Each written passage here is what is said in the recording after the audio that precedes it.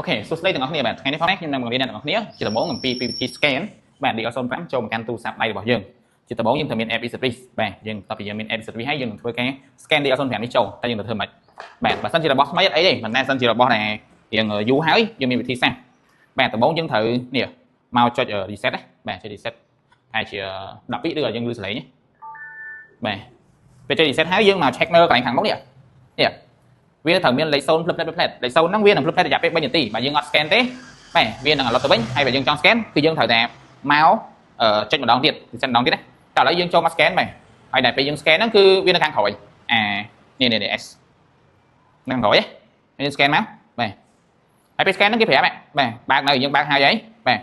សួរថាបើក Bluetooth នៅ Bluetooth ឲ្យយើងបើកហើយដែរព្រោះនេះវាភ្ជាប់ដោយ Bluetooth អញ្ចឹងទូរស័ព្ទយើងត្រូវបើក Bluetooth ដែរហើយសួរថាលេខ0លុតផ្លែអីបាទនេះចឹងលេខ0យើងកំពុងតែលោតផ្លែយើងចុច agree ទៅ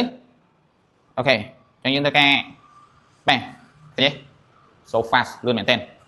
ញ៉ាំបងប្អូនបាទយើង scan តែមួយផ្លែចាក់ហើយតែមកយើងដូរមក UTC book 7ត្រូវហើយយើងដូរថ្ងៃមកនេះដេឲ្យអស់ហើយអូខេយើងចុច system ណាបាទហើយសួរថាគេ connect wifi អត់យើងចង់ connect អត់ connect អូខេចឹង connect wifi សើច wifi 12.4នេះបាទអូខេនេះ wifi នេះ